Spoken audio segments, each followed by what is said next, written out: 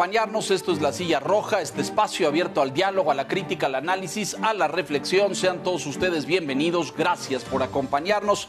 Hoy recibimos a don Manuel Sánchez, ex vicegobernador del Banco de México, un hombre con una larga trayectoria en el mundo financiero, colaborador y editorialista en el Financiero Diario y en el Financiero Bloomberg. Querido Manuel, bienvenido. Gracias por recibirnos. Muchas gracias, Leo. Gusto saludarte. Te agradezco muchísimo. Don Enrique Quintana, muy buenas noches. ¿Qué tal? Buenas noches a todos. ¿Qué tal, Manuel? Bienvenido como siempre. Gracias, Enrique. Gusto en verte. Don Víctor Piz, buenas noches. Gracias, Leonardo. Buenas noches, Enrique. Manuel, bienvenido. Muchas gracias, Víctor. Vaya semana esta que termina, Manuel, con esta aprobación en lo general y en lo particular en el Senado de la República de esta nueva ley del Banco de México que ha puesto ahí, no quiero decir a temblar, pero sí ha habido reacciones muy encendidas en el sector financiero de muchas personas, de muchos académicos, de analistas también. Y además tenemos una nueva integrante en la Junta de Gobierno, la señora Galia Borja. Estaremos hablando de todo esto, de la autonomía, del riesgo, la vulnerabilidad del banco frente a instituciones financieras. Pero tal vez debiéramos iniciar, Manuel, por esto candente de esta ley en términos de lo que establece en materia de adquisición de divisas, de dólares, este señalamiento de recoger el remanente de dólares en billete o lo que quede en el mercado y convertirlos en reservas. Te quisiera pedir tu primer balance y análisis de esto, y ahora con Víctor y con Enrique vamos profundizando en los aspectos técnicos y las implicaciones que esto tiene para la economía y para el propio banco. Adelante, Manuel. ¿Cómo no? Bueno, mira, el tema es bastante amplio, pero yo empezaría diciendo que no se trata de una ley nueva, sino un proyecto de reforma de algunos artículos de la ley del Banco de México. Esta ley la han mantenido bastante intacta, casi no ha tenido modificaciones, y en gran medida porque ha sido reflejo de la seriedad que el Congreso siempre le ha dado a la institución autónoma del Banco de México. Esta institución es uno de los pilares de la estabilidad macroeconómica que inspira muchísima confianza a los inversionistas, y es por eso que las bases que desde el principio, en el año 93, cuando se aprobó la ley, le otorgó autonomía y le estableció una serie de funciones muy claras al Banco de México.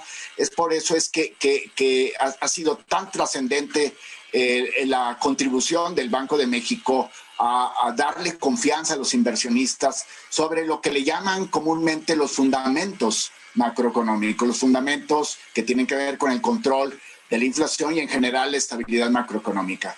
En esta ocasión hay es un proyecto de cambiar, que de hecho ya se aprobó para un posible decreto de reforma por parte de la Cámara Alta, como bien lo señalas, Leo, y tiene muchísimos cambios, pero lo más importante es lo que ya mencionaste, una obligación para el Banco de México de recibir los dólares que las instituciones financieras consideren que quedan en excedente, que no pueden repatriar al país de origen. Estos excedentes se los descarguen al Banco de México. Se los descarguen con la pretensión de que formen parte de la Reserva Internacional. Como te das cuenta, ya estoy tocando muchos temas, incluyendo este último, cuál es la función de una Reserva Internacional. Pero desde luego tiene muchísimas implicaciones esta no solamente facultad, esta obligación del Banco de México de recibir cualquier excedente de divisas que las instituciones financieras consideren que no pueden repatriar. Hay que recordarle al público que los bancos son los principales intermediarios formales de los cambios, del intercambio de divisas, y que en ocasiones algunos bancos tratan de balancear lo que entra y lo que sale, entonces no tienen excedentes. pero algunos otros terminan con excedentes porque hay una oferta de dólares en general y de euros y de otras divisas y se quedan, no hay tanta demanda para esas instituciones.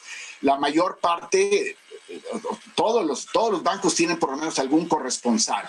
Hay que decir que todo esto ha sido motivado en una exposición de motivos, fundamentalmente con relación a resolver un presunto problema que tienen los migrantes al no poder cambiar sus dólares cuando traen dólares en efectivo al país.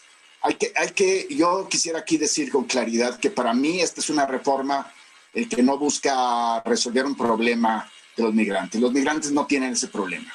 Los migrantes, en una muy baja proporción, puede ser el último comunicado que dio el Banco de México, no llega ni siquiera creo que es alrededor del 0.6 de punto porcentual, lo que los migrantes ingresan al país en forma de efectivo.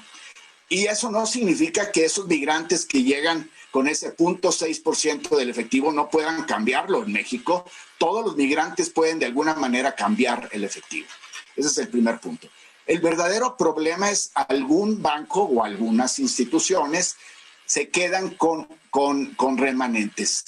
Y esos remanentes, todos los bancos que cumplen con ciertas reglas de control que piden los que están del otro lado, que se llaman corresponsales, instituciones que cachan esas divisas de parte de los bancos mexicanos, piden ciertos controles. Y algún caso pudiera ser que no esté teniendo buena relación con esos bancos corresponsales. Pero se trata de un problema relativamente menor, como ya lo estableció también en uno de los comunicados del Banco de México.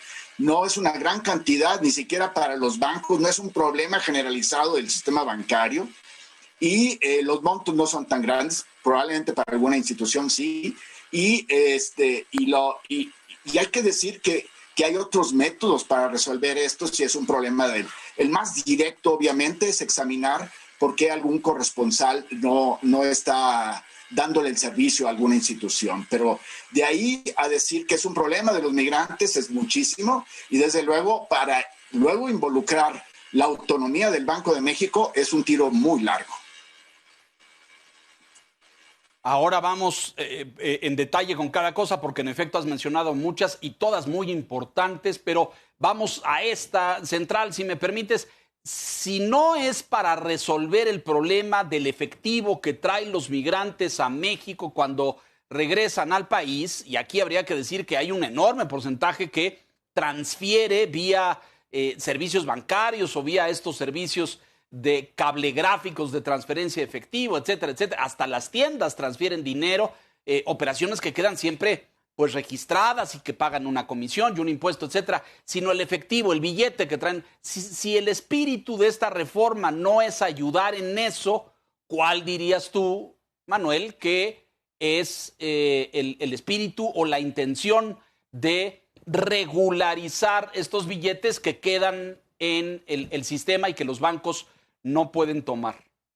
Bueno, mira, yo creo que el espíritu, la intención es presumiblemente apoyar a migrantes, ¿no? Y se habla de el spread de compraventa y que pudiera ser indebidamente elevado, etcétera. Ese es el espíritu, digamos, la intención. Pero yo creo que en el fondo, en realidad, al no haber ese problema, se está tratando de resolver un problema muy focalizado en una parte del grupo de bancos. Entonces, no es, eso es lo que es en la práctica, lo que parece que existe como subyacente, porque se habla de que hay un temor de que las restricciones de los corresponsales vayan a ser tan elevadas en el futuro que prácticamente sea imposible repatriar los excedentes. Los excedentes siempre se pueden resolver de alguna manera entre las mismas instituciones. O sea, las instituciones también pueden hacer este balanceo. También si un banco no, o sea, esta no es una operación obligatoria de un banco. O sea, el banco pudiera simplemente decir, ya no quiero excedentes. Y el excedente simplemente lo elimina, simplemente comprando dólares más baratos y entonces el que va a esa ventanilla va mejor a la ventanilla del banco de al lado. Uno mismo ha estado en sus experiencias personales tratando de ver cómo están los tipos de cambio en el aeropuerto entre las casas de cambio. Entonces, no es una obligación de un banco quedarse con excedentes. Si decide un banco quedarse con excedentes es porque presumiblemente tiene una forma de deshacerse de ese activo improductivo. Es un activo productivo que no genera intereses una vez que ya los bancos cobraron su respectiva comisión. Por eso es que quieren mandarlo luego a un corresponsal para que se lo acredite a su propia cuenta de dólares y a lo mejor dentro de su espacio poder dar un crédito en dólares porque tienen esa captación todavía en dólares o transformarlo a moneda nacional, el propio banco, y luego dar un crédito que es un activo productivo para el banco. Pero digamos, este no es ni siquiera una situación obligatoria que algún banco pudiera tener en este momento de estar teniendo. Hay mecanismos de mercado incluso. Pero la otra es, si ese banco o esos bancos tienen problemas con los corresponsales, ¿por qué no analizar, por qué no tener un diálogo con las autoridades para hacer? Porque lo que parece que existe también, y bueno, es una realidad, hay una advertencia, por lo menos de parte de las autoridades de Estados Unidos, de que México es un país de alto riesgo en el lavado de dinero. Ya estamos clasificados así. Y también las autoridades extranjeras, en particular las autoridades financieras de Estados Unidos, consideran que el sistema financiero es vulnerable a actividades ilícitas, a actividades de lavado de dinero. Entonces ya tenemos ese tache. Yo creo que una de las cosas que podría hacer, si ese es en última instancia el origen de ser tan cautos y estar advirtiendo tanto a algunos corresponsales, es que no sabemos bien a bien cuál es la verdadera causa de esta iniciativa. Pero si es el problema de que algún banco no puede regresar los dólares, hay que ver primero por qué está ocurriendo eso, si ese banco está teniendo los controles debidos. Y la otra parte es si es parte de esta insistencia de las autoridades financieras de Estados Unidos de decir cuidado con los bancos mexicanos, etcétera. Pues yo creo que hay mecanismos de diálogo binacional entre autoridades para ir dándole confianza a las autoridades financieras en el exterior de que los bancos mexicanos cumplen con rigor y con mucha responsabilidad todos los controles que las autoridades mexicanas les han impuesto y aparte los estándares internacionales. En otras palabras, cualesquiera que sea el verdadero problema que tenga alguno o algunos bancos en México, tiene otros caminos para resolverlo. No meter al Banco de México con riesgos de claramente vulnerar la autonomía, desviar o desvirtuar la función de lo que es la Reserva Internacional. Otro de los aspectos también muy peligrosos aquí es que puede haber una selección adversa aquí, o sea, lo que le llamamos los economistas selección adversa. Dado que lo que no pueden enviar al exterior los bancos o repatriarlo al país de origen, lo tiene que descargar, el Banco de México tiene la obligación de recibirlo de ese banco, de esos bancos. Entonces, lo más probable es que los que no puedan repatriar son aquellos que son más cuestionados. Y eso es peligroso, porque entonces también tenemos un problema, por lo menos de imagen, si no es que realmente de algún origen ilícito de algo que se captó, ¿no? Y además hay una provisión de que las autoridades mexicanas, en el uso de sus facultades, que incautan dólares o monedas en el extranjero, provenientes claramente de actividades ilícitas, también las van a descargar en la reserva. Entonces digo, es que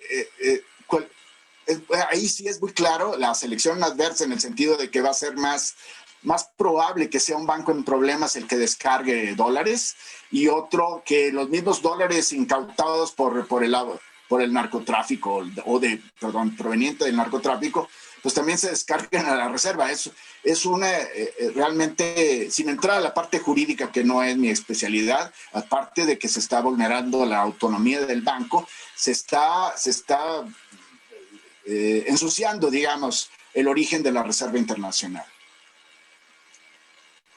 Correcto, Manuel, muy claro. 2 puntos aquí centrales.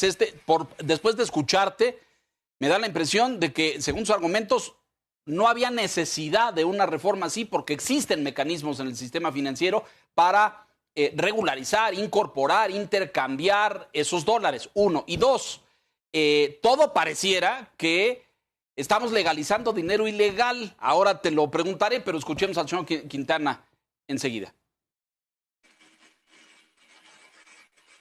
Manuel, ¿cómo funciona el mercado cambiario mexicano? Probablemente la gente no entienda bien qué cambia del pasado. Es decir, si yo era un banco, bueno, no del pasado, del presente, antes de esta reforma, si yo era un banco y tenía dólares y quería venderle estos dólares al Banco de México, el Banco de México tiene en este momento la potestad de tomarlos o no tomarlos, es decir, de comprarlos o no comprarlos. El cambio con la reforma de ley aprobada en el Senado, sujeta todavía a discusión en la Cámara de Diputados, implica que ya no hay esa elección. El Banco de México está obligado a tomar los dólares que las instituciones bancarias le ofrezcan, le canjeen y devuelve pesos en su contra.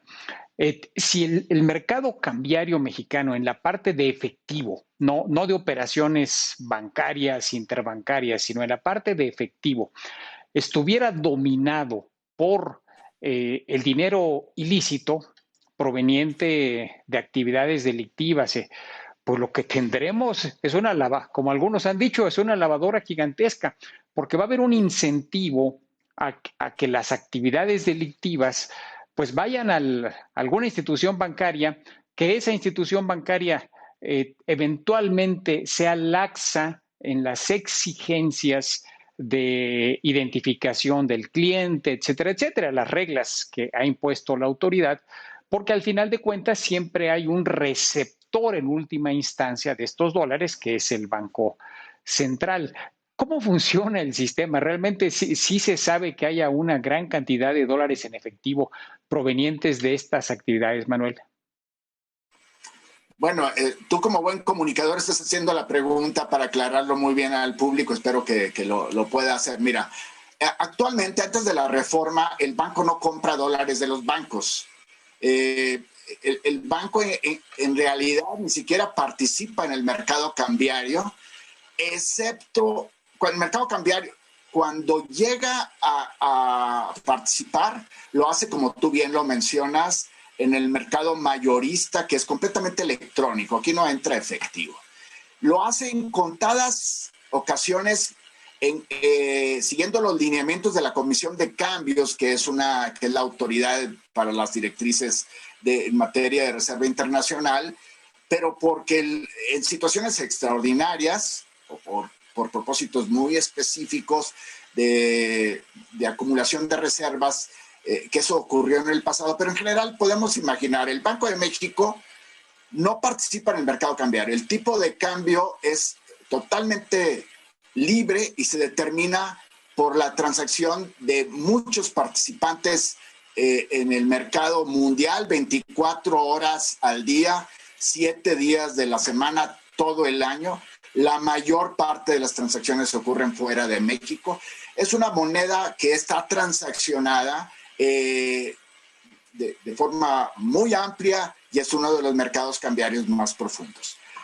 Cuando llega a participar el Banco de México, otra vez decía, es porque, por ejemplo, a lo mejor hay una presión muy fuerte en el tipo de cambio y quiere mandar una señal de una manera simbólica, entra, generalmente lo ha hecho proveyendo un poco de dólares al mercado cambiario, pero más bien como para mandar una señal, aquí estoy, yo no soy un participante pasivo. pero en general no participa. Y en la parte de efectivo no tiene para qué participar, porque la Reserva Internacional, si es que llega a utilizar una parte de la Reserva Internacional, pues va a ser en la forma, va a provenir de un activo productivo, va a estar originalmente invertida en algún título que le da un rendimiento al Banco de México.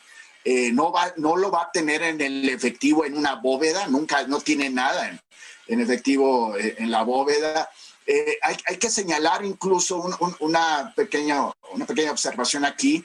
Es cierto que la ley actual dice que se puede mantener en billetes y monedas en divisas del exterior, pero se puede tener de manera transitoria, pero no le conviene al banco tener efectivo en la bóveda porque no le genera ningún interés, como tú y yo tampoco tenemos dinero abajo del colchón, ¿no?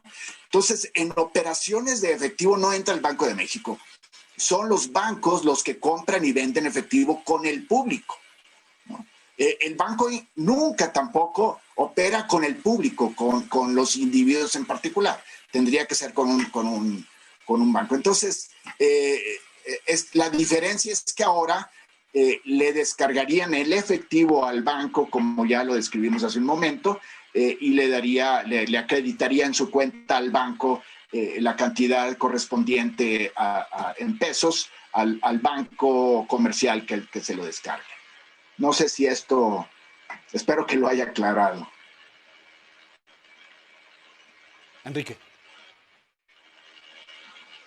Sí. Quizás nada más el tema del mercado de efectivo, si se conoce, si se ha hecho investigación respecto a este mercado de efectivo de dólares, Manuel, a propósito del origen. Ya comentabas, el Banco de México señaló que menos del 1% de las remesas se traen en efectivo. Se habla del turismo, de los dólares que traen los turistas con los cuales pagan comidas, taxis, etcétera, etcétera. Pero digamos que algunos sospechamos que una parte muy importante de los dólares en efectivo proviene de actividades delictivas, porque el uso de efectivo es la manera de borrar las huellas aquí en México y en cualquier lugar del mundo. Entonces, es probable que organizaciones criminales que exportan, entre comillas, drogas a Estados Unidos, reciban cuantiosos pagos en efectivo que luego introducen al país y son una parte importante de ese mercado. No sé si haya información a este respecto, Manuel. Seguramente las autoridades correspondientes, tanto de México como en Estados Unidos, tienen estimaciones al público en general y para ellas mismas, para estas autoridades, es prácticamente imposible tener un dato duro, dado que por su propia definición son actividades debajo de, o sea, escondidas, son actividades que no hay registro, la potencia de esas actividades precisamente es que no buscan no dejar huella. Entonces, tener una medición clara de esta actividad, yo creo que es prácticamente imposible.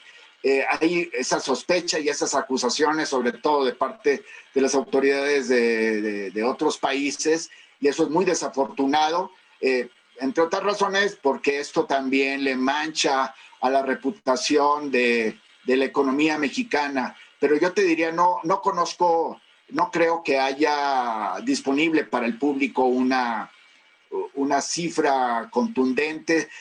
Tú y yo sabemos que podemos hacer conjeturas. Cada trimestre sale un renglón, que es en la balanza de pagos, que es el que no cabe en el cajón, ¿no? Le llamamos los errores y omisiones, y esos a veces van para un lado y para el otro. Pues se puede tomar ahí como una estimación. Este último trimestre tuvo una parte importante pero de salida, entonces no era una entrada.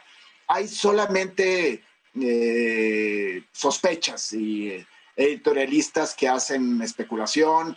Una de las especulaciones más recientes, Enrique, que lo conocen muy bien, es que pues la gente se pregunta cómo es posible, y estamos hablando incluso pues ya del monto que entra de remesas de forma registrada, ¿no? La forma electrónica, que como decía Leo, entra en la mayor parte de forma electrónica. La última de las conjeturas es que cómo es posible que el principal país que emplea a nuestros paisanos, los que envían las remesas, está en una de las recesiones más profundas, no porque estén recuperándose, han abandonado la recesión todavía los americanos, un país que está en recesión, que todavía la tasa de desempleo es elevada, y sin embargo tenemos un dinamismo inusitado en el vigor de las remesas.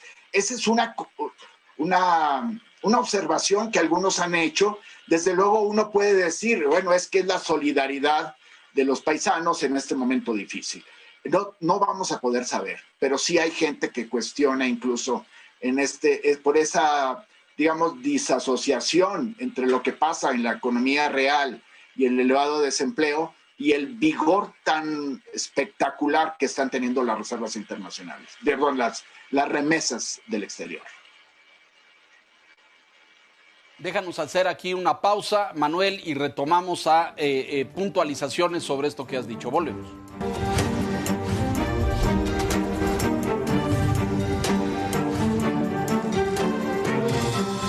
Los grandes empresarios quieren saber del cierre de bolsas en México y Nueva York y del comportamiento de los principales indicadores bursátiles. Informamos, analizamos y profundizamos en todo aquello que les interesa del medio financiero. Al sonar la campana, con Lucero Álvarez, lunes a viernes, 3 de la tarde. El Financiero Bloomberg. Información con poder.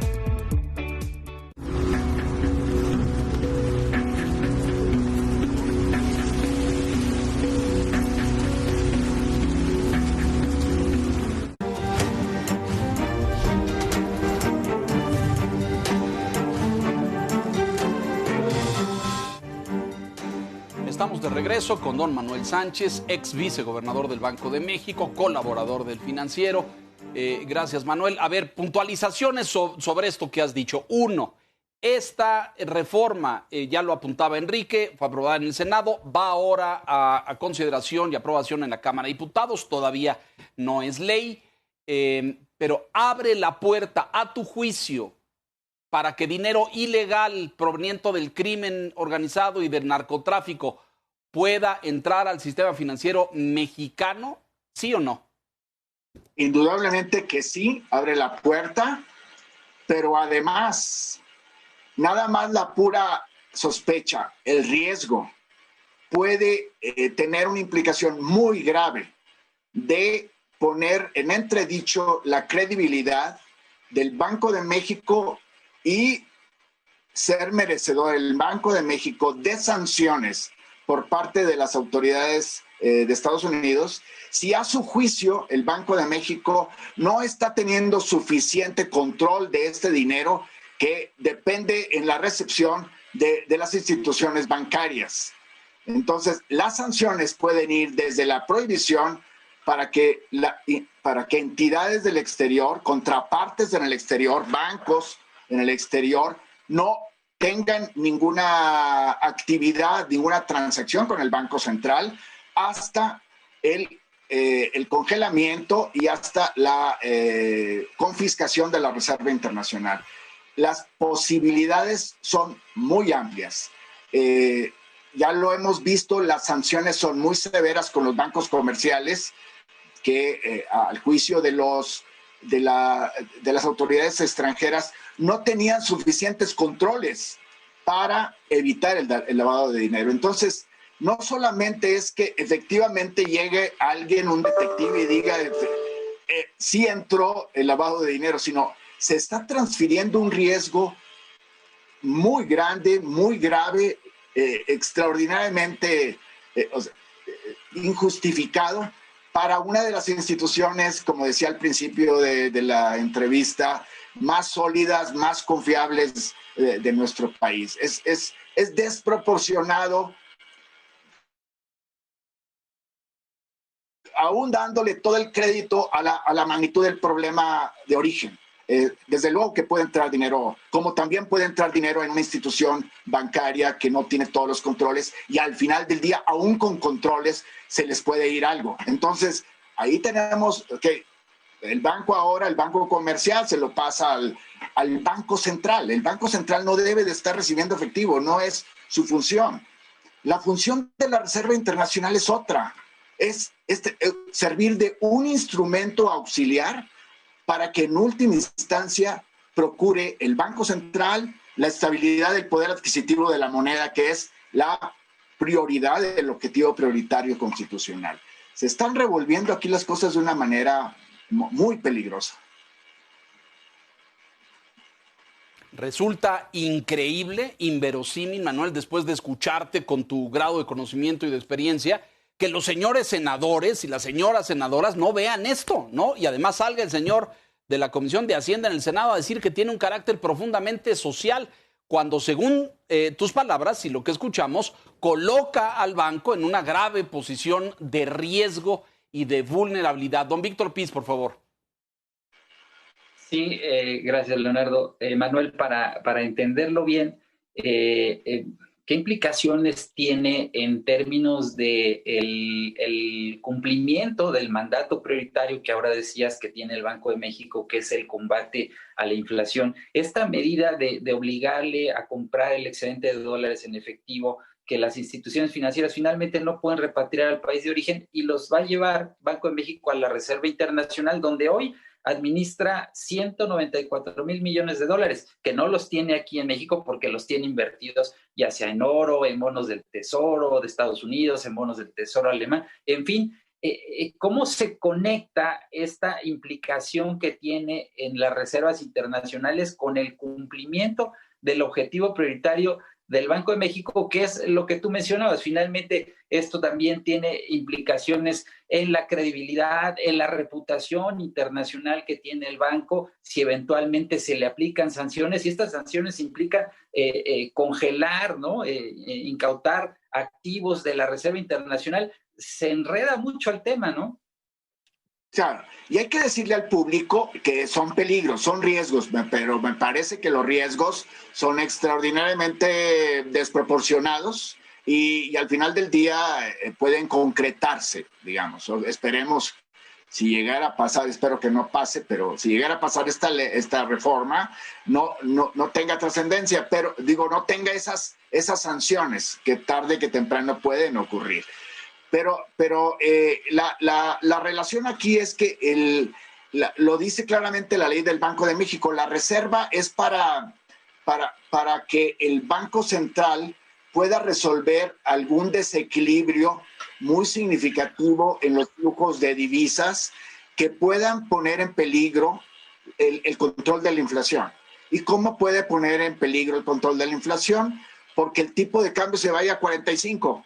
El riesgo de que por alguna razón que te venga del exterior o lo que sea, el Banco de México no puede ser un actor, a pesar de que el tipo de cambio es flexible, no puede, en estas situaciones de sumo estrés, no puede jugar un papel de simplemente contemplativo, de pasivo, ¿no?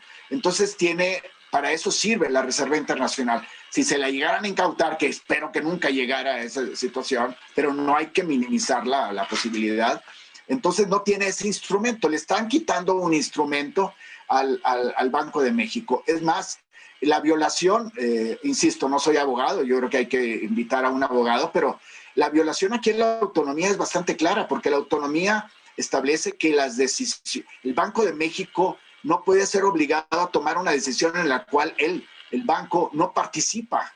Esto lo establece bastante claro en una de las notas técnicas que acaba de subir a la red del Banco de México. Está bastante clara la discusión, también desde el punto de vista jurídico, de esta violación a la autonomía. Pero volviendo al tema, al no tener reserva internacional, a ser incautada, tienes ya un problema fundamental para cumplir con tu mandato constitucional. Pero además esta cosa tan intangible, tan difícil de medir, que es la credibilidad, ahí está dañada. O sea, la política monetaria, y lo saben ustedes muy bien, es un asunto, el principal canal de transmisión de la política monetaria son las expectativas.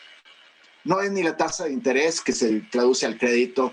O sea, sí están estos canales, están medios apagados, por cierto, en México tradicionalmente, El canal del tipo de cambio también muy importante, pero está muy relacionado con el canal de las expectativas. Y esas expectativas están muy basadas en la credibilidad del compromiso del banco que está buscando un objetivo de inflación, 3%. El día en que ya no le crean al Banco de México, este país se va otra vez a las inflaciones de antes, las que nos tocó a todos nosotros vivir, los que ya tenemos canas, no hace tanto tiempo. La experiencia de elevadas inflaciones no es tan remota, la tuvimos todavía, desafortunadamente, hasta hace poco tiempo, y ese peligro tampoco vale la pena estarlo corriendo. Enrique, adelante. Sin que sea tu especialidad, Manuel, el tema jurídico, uno de los argumentos que anda flotando por allí, probablemente lo hayas leído en declaraciones al menos, es que en caso de que la reforma sea ratificada por la Cámara de Diputados, un recurso que podría tener el banco es promover una acción de inconstitucionalidad a esta reforma en la Suprema Corte de Justicia, por la sencilla razón de que un cambio en una ley secundaria estaría contraviniendo un precepto constitucional, porque la autonomía tiene ese carácter, no está en la ley solamente, en la ley del Banco de México, sino está en la Constitución. Entonces, si hay medidas en leyes secundarias que restrinjan, limiten,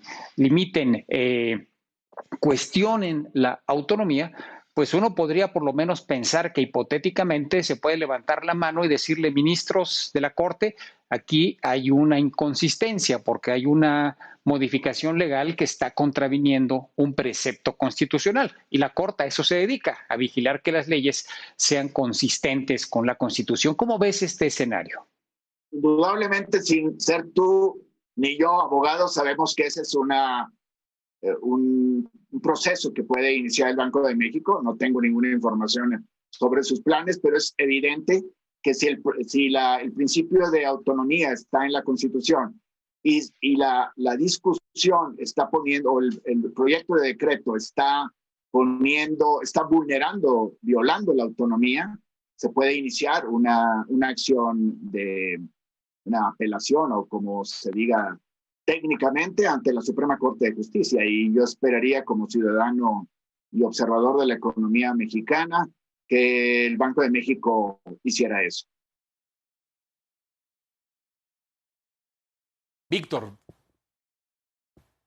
Sí, Manuel, hablando de reformas, hay una iniciativa que apenas anunció el senador Ricardo Monreal, quien, por cierto, impulsó esta reforma a la ley del Banco de México sobre captación de divisas en efectivo, en donde está planteando regular la tasa de interés a fin de que baje y esto favorezca la inclusión financiera, sobre todo en la población de menores recursos. Como se presentó la iniciativa, es acercar, digamos, las tasas en el mercado, las tasas que cobran los bancos al público, acercar a la tasa de referencia del Banco de México, que pues, es una tasa que está muy alineada, digamos, al comportamiento de la inflación. Eso es una señal de alguna manera de control de precios. No sé si va por ahí desde tu opinión, un poco lo que pasó ahora con otra reforma que fue la que se acaba de aprobar también en el Congreso sobre Afores, ¿no? En donde se pone un tope máximo a las comisiones que cobran las Afores. Sí, claro, Víctor. Mira, generalmente aquí y en cualquier país las iniciativas es el común denominador, con muy honrosas excepciones. Las iniciativas legales vienen casi siempre justificadas de manera política, pero no tienen sentido económico, no tienen sentido principalmente económico. Y en este caso que estás mencionando, que no conozco el proyecto, creo ha salido en los medios de comunicación, pero es claramente, no es aproximadamente, es claramente sería claramente una medida de control de precios, que ya lo tuvimos en el pasado y no resultó, porque esto ya sabemos lo que ocurre con una con un control de precios. Cuando hay un control de precios, pues hay una demanda excedente que no está satisfecha y que se busca luego de alguna manera satisfacer por medios no formales, digamos, y ahí es donde aparecen los famosos mercados negros, que por cierto en la iniciativa, en la exposición de motivos del proyecto de reforma para la ley del Banco de México, mencionan de paso que es uno de los efectos indeseables de la situación actual, de que se generan mercados negros. Yo creo que el mercado cambiario está bastante limpio, pero en términos de mercados negros hay muchas instituciones que aceptan, que están interviniendo en la compra-venta de efectivo, de dólares. Pero volviendo a este caso, pues es uno de estos iniciativas típicas donde con un motivo político, sin ningún sustento económico, que hay honradas excepciones de iniciativas legislativas, pero es desafortunado que, sobre todo en últimos tiempos, prácticamente todas estas iniciativas tienen un claro cariz político sin ninguna justificación económica. Aquí lo que harías, no necesitas ser economista para saber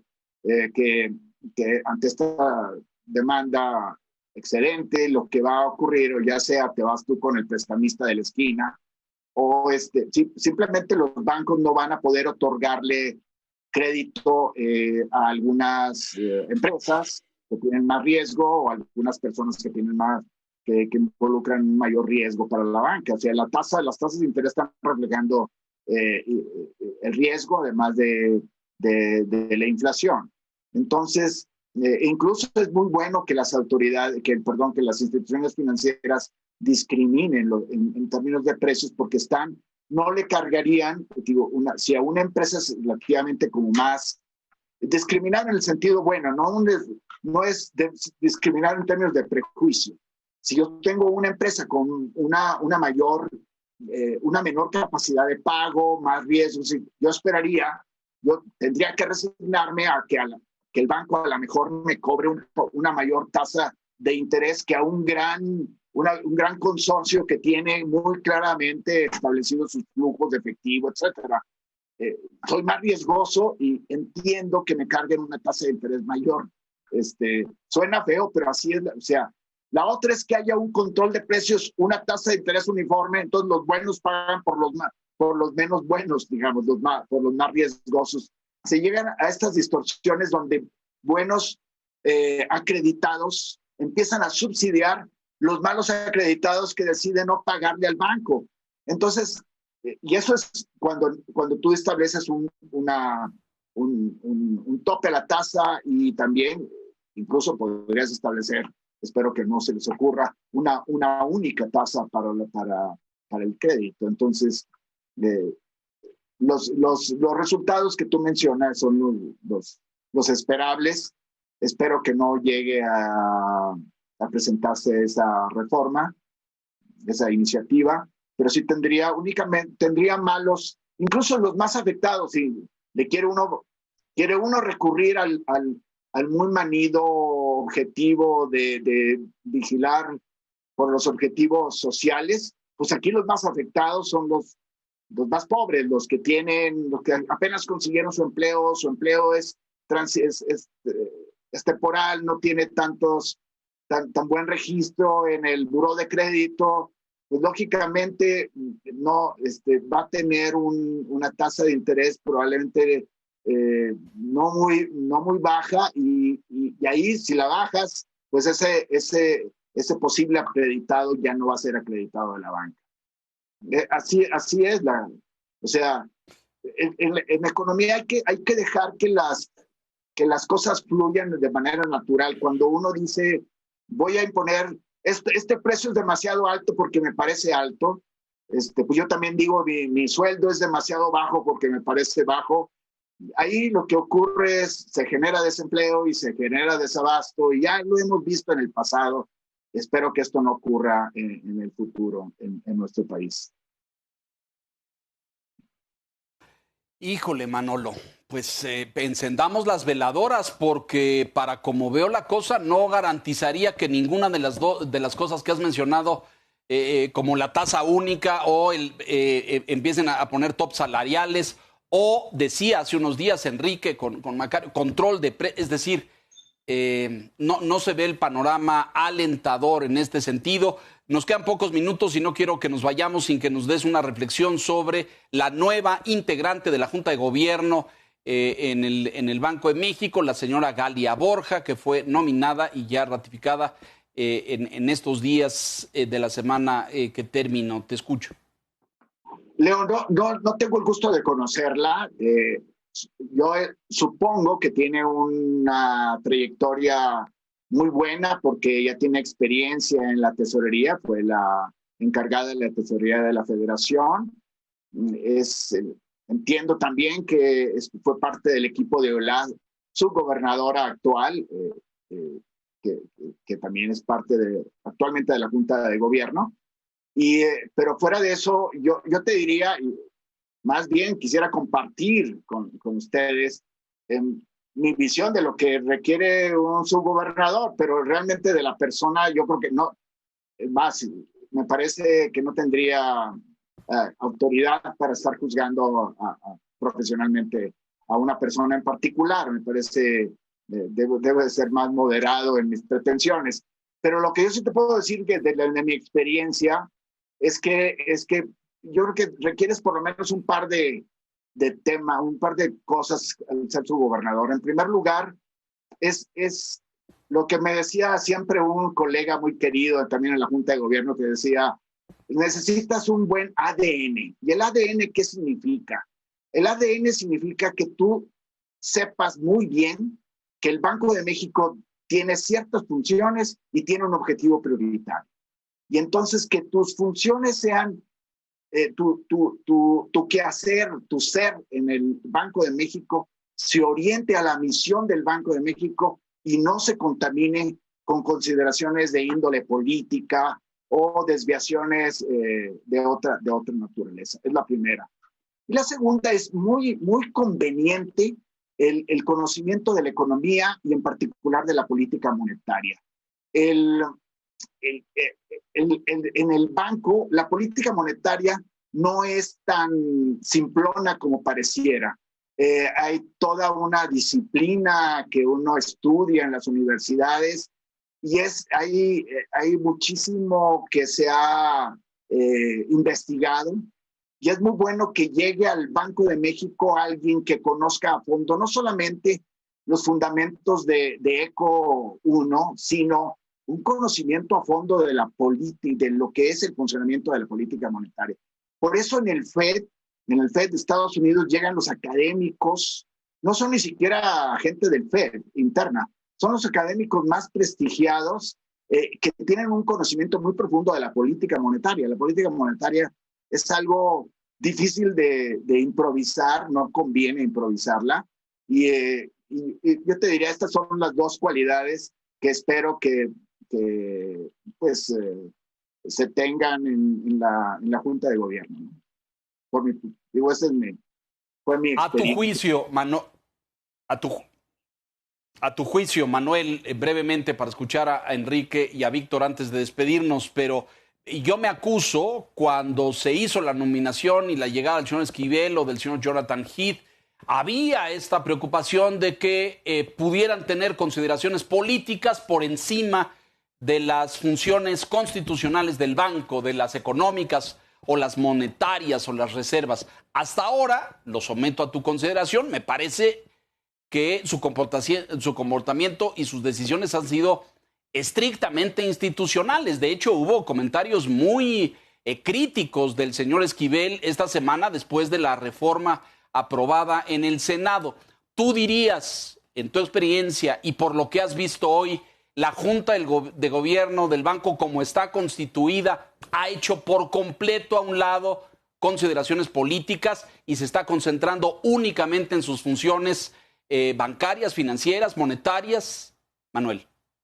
Una respuesta afirmativa sin ningún condicionamiento, absolutamente La Junta de Gobierno ha hecho muy bien su trabajo y seguramente lo va a continuar haciendo. No me parece que tenga una contaminación de índole política y sí me ha agradado muchísimo en particular cómo el banco ha defendido su autonomía y su misión en este episodio tan difícil por el que está pasando ante el proyecto de reforma de su ley. Tan lamentable, en opinión de algunos, Manuel. Enrique, por favor. Respecto al mismo caso de la Junta, cuando tú estuviste, Manuel, pues prácticamente eran puros hombres. Ahora ya hay 2 mujeres. Las 2, curiosamente, fueron tesoreras de la Federación. Quiero pedirte tu percepción de este tema, equidad de género, un tema cada vez más importante en todas las instituciones. ¿Cómo lo percibes con esta composición? Bueno, yo creo que sí se está acercando a la equidad de género. A mí, una opinión muy personal, a mí me gusta ver a las mujeres que llegan con éxito y que hay muchas, incluyendo la actual y la nominada o la más bien recién designada y aprobada, que llegan por méritos propios. Tengo una cierta, cierto escepticismo de que se invoquen, sobre todo en exceso, alguna suerte de control, ¿cómo se dice?, de cuota de género. Yo creo que las mujeres llegan por méritos propios, son muy talentosas, son tan talentosas como puede ser un hombre, y yo creo, me da muchísimo gusto que se esté enriqueciendo la Junta de Gobierno con mujeres que llegan por propios méritos, y yo, mi única consideración, no sobre recurrir al tema de las cuotas, que tienen que ser uno y uno, porque esto como que puede demeritar, es una opinión muy personal, puede demeritar las mismas cualidades de la candidata y de la profesional. No creo que, digamos, en un mundo donde hemos tenido seguramente una tradición muy machista y de mucho dominio de los hombres, es probablemente un proceso imperfecto y aceptable el que se pongan cuotas, pero a mí me gusta que no se exagere la nota por el lado de la cuota. Me gusta que se resalte sí, que sean mujeres, pero que sean muy competentes, eso es lo que necesita cualquier institución y lo que necesita México al final de cuentas. El tema, no, claro, como tenemos lo voy a decir en inglés, porque este hándicap, esta desventaja brutal por un mundo dominado por hombres en la industria, en el comercio, en tantos lugares, estamos en el tema de la equidad de género, pero de lo que estamos hablando es de profesionales, Manuel, es decir, que sean profesionales, y estas 2 mujeres lo son, y ojalá y vengan muchas más, y que esa junta en algún momento pueda estar dominada por mujeres. Ya tuvimos a la señora Yellen al frente de la Reserva Federal de los Estados Unidos, y ahora será la próxima secretaria del Tesoro con enormes cartas credenciales. Víctor, por favor, comentarios finales, nos acercamos al final. Sí, pues, coincido con Manuel, debe ser un tema de capacidades. Digo, el único comentario que haría yo es que el Banco de México tardó mucho en abrirse, está cumpliendo 25 años la autonomía y la primera subgobernadora mujer llegó en enero de 2018, ahora se incorpora una nueva subgobernadora. Me parece bien recordar también que en el gobierno anterior tuvimos la primera subsecretaria de Hacienda, una posición muy, muy importante. Nada más, Manuel, ¿tú verías una nueva composición en el balance y el equilibrio de fuerzas en la Junta de Gobierno con la llegada de una nueva integrante? Bueno, pues es una nueva integrante, se da un integrante, es una nueva composición. Me imagino que tienes en mente ciertas intenciones en materia de postura monetaria. Yo leo también conjeturas en los analistas. No podemos saber. De pronto hay sorpresas, por cierto. Porque luego yo creo que también una de las cosas deseables es que no se etiquete a los miembros de la Junta como que este es un duro contra la inflación, o este es uno no tan duro. Esas etiquetas te llevas muchos chascos, más de los que te imaginas. Yo creo que es mejor dejar a los miembros de la Junta sin esas categorías y esperar que tengan usen su mejor juicio sin ninguna interferencia o intención política, como ya mencionamos que en la Junta no ocurre ello, sobre todo en las decisiones tan acertadas que han tomado, estas etiquetas, como yo también fui sujeto de etiquetación, mi comentario es un poco defensivo, ¿no? Ya me etiquetaban como de cierta manera. Hay sorpresas, y ya es mejor que se mantenga el análisis abierto y la expectativa abierta. Como decía yo, por ejemplo, no conozco en particular, no tengo el gusto de conocer a la nueva subgobernadora. Entonces, no podría yo decir si va a cambiar mucho el sesgo, como se le dice habitualmente, en la postura de la Junta hacia, por ejemplo, la política monetaria. Gracias, Manuel. Enrique, comentarios finales. Pues gracias por compartir estas reflexiones, particularmente toda la primera parte, Manuel, que creo que está todavía al rojo vivo. Veremos en los próximos días si hay definiciones a este respecto.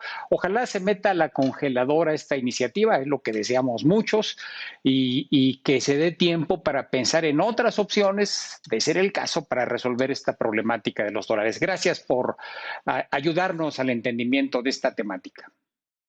Gracias a ti, Enrique, a ustedes, Leo y Víctor. Querido Manuel, muchas gracias. Nos esclareces muchos puntos. No nos tranquilizas, pero no por ti, sino por la situación y este proyecto. Como bien dice Enrique, ojalá y se vaya al congelador. Me preocupa porque el que la impulsó es Ricardo Monreal y pues sabemos de su liderazgo y del control que ejerce sobre su bancada y la ascendencia que tiene sobre diputados. Es preocupante. Vamos a ver, y si te parece, estamos en contacto a lo largo de la semana para seguir analizando. Manuel Sánchez, muchas gracias. Muchas gracias a ustedes. Don Víctor Piz, muy buenas noches, gracias. Gracias, buenas noches. Don Enrique Quintana, muchas gracias, buenas noches. Buenas noches. Y gracias a usted por la gentileza de su atención esta noche. Aquí, La Silla Roja, puntualmente la semana entrante. Gracias.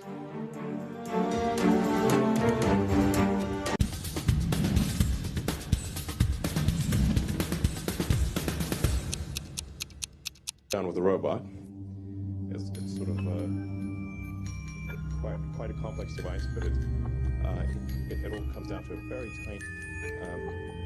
You can get a sense for the robot doing the electrode extension.